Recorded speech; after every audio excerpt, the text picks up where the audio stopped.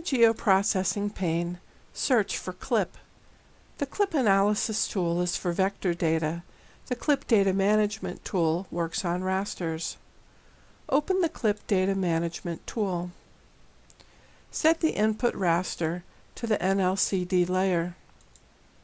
Set the output extent to DEM30M.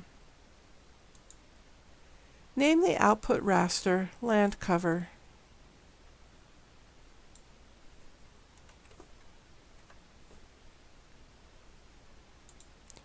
Set the No Data value to No Data. And check the box to maintain clipping extent. Click the Environments heading on the tool. Set the output coordinate system to DEM30 so they match. Set the snap raster to DEM30 also so the cells align. At the bottom, set the resample option to nearest. Run the tool.